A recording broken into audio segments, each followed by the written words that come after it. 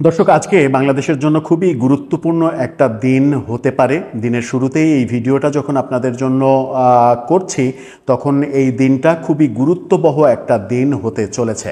গতকালকে আমরা আপিল বিভাগের পূর্ণাঙ্গ বেঞ্চে তত্ত্বাবধায়ক ব্যবস্থা ফিরিয়ে আনার যে মানে রিট, সেটা আপিল বিভাগ যেটা রায় দিয়েছিলেন যে তত্ত্বাবধায়ক সরকার ফিরিয়ে আনা হবে, সেই রায়ের রিভিউ শুনানি গতকালকে হয়েছে। আজকে রিভিউ শুনানি আজকে পর্যন্ত মুলতবি করা হয়েছিল। আজকে রিভিউ শুনানি শেষে আদেশ আসতে পারে এবং সেই আদেশটা বাংলাদেশের বর্তমান সরকার ব্যবস্থা পরিবর্তিত হয়ে যাওয়ার একটা লক্ষণ তৈরি হয়েছে।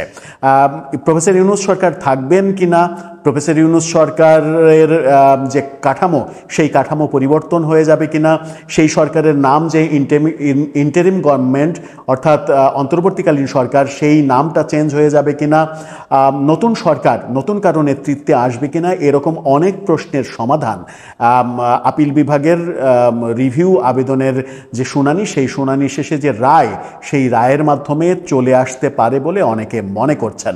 এবং সেই কারণেই বলছি যে আজকের দিনটা বাংলাদেশের জন্য খুবই গুরুত্বপূর্ণ একটা দিন হতে পারে। অনেকে যে চারিদিকে আলোচনা করছেন যে বর্তমান সরকার, প্রফেসর ইউনূসের নেতৃত্বাধীন যে সরকার, সেই সরকারের অধীনে আদৌ নির্বাচন হবে না। যদি সেরকম পরিস্থিতি হয়, সংবিধানে তত্ত্বাবধায়ক সরকার ব্যবস্থা যদি ফিরে আসে, তাহলে কোন পরিস্থিতির দিকে যাচ্ছি আমরা, সেটা একটু বুঝে ওঠার চেষ্টা করব। এই ভিডিওতে থাকবেন পলিটিক্স টিভির নিয়ম দর্শক। তত্ত্বাবধায়ক সরকার ব্যবস্থার কথা বলছি।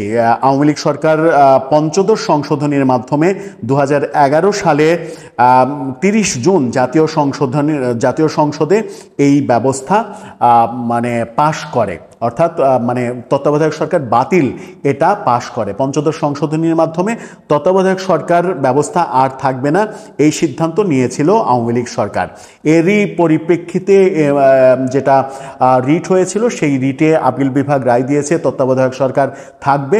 এবার রিভিউ, অর্থাৎ রিভিউ শেষ স্টেপ, এই স্টেপের রায় হয়ে গেলে তত্ত্বাবধায়ক সরকার ব্যবস্থা বাংলাদেশের সংবিধানে অটোমেটিক ফিরে আসার কথা, অর্থাৎ পঞ্চদশ সংশোধনী বাতিল হয়ে যাওয়ার কথা। আগে তত্ত্বাবধায়ক সরকারের যে রূপরেখা ছিল সেটাই ফিরিয়ে আসবে নাকি আবার আপিল বিভাগ নতুন কোনো অবজারভেশন দেবেন যে তত্ত্বাবধায়ক সরকারের প্রধান হিসেবে যে সর্বশেষ অবসরপ্রাপ্ত বিচারপতি নিয়োগের বিধান রয়েছে, সেটাতে কোনো পরিবর্তন আসার কোনো সাজেশন আপিল বিভাগ থেকে আসবে কিনা, সেটা অবশ্য আর একটা ভিন্ন আলোচনা হতেই পারে। তবে গতকালকে প্রথম শুনানি হয়েছে।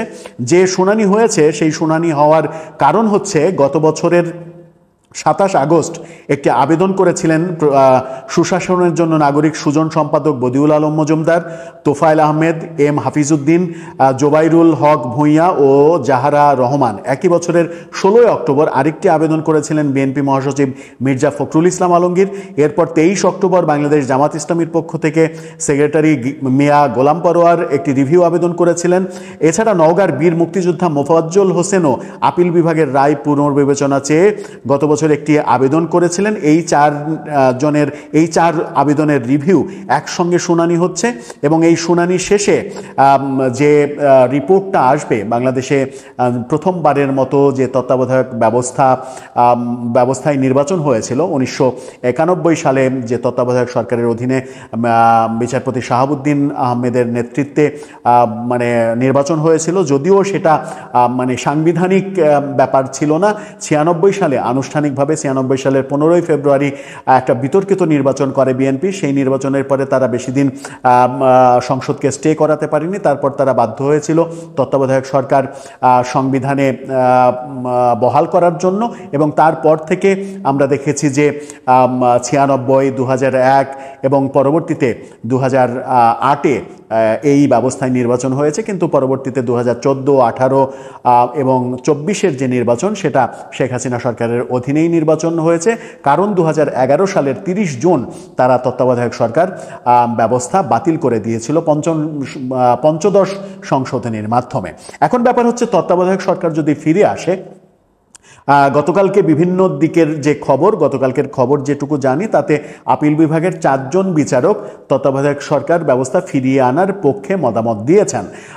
যদি সেটা মানে অক্ষুণ্ণ থাকে তাহলে আজকে রায় হয়ে যাওয়ার সম্ভাবনা রয়েছে, মানে বেশিরভাগ সম্ভাবনায় আজকে রায় হয়ে যাওয়ার, এবং তত্ত্বাবধায়ক সরকার পুনর্বহালের সিদ্ধান্তই আসছে হয়তো রিভিউ মানে রেজাল্টে, রিভিউ রায়ে।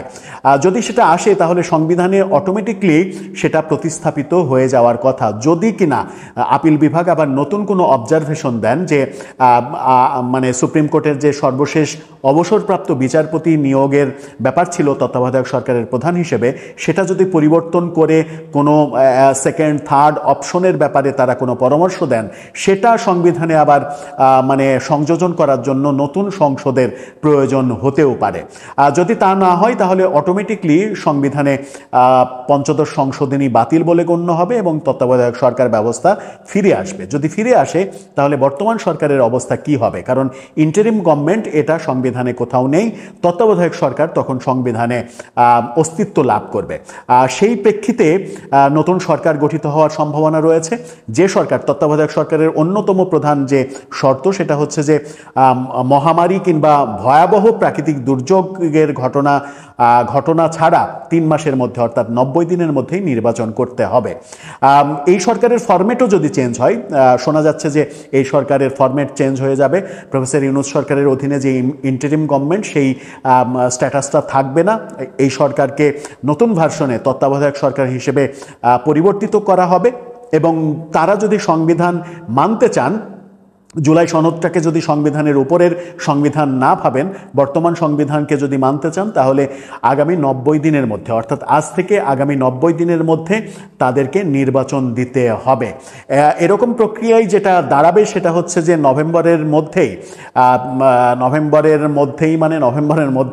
নির্বাচন দিতে হবে।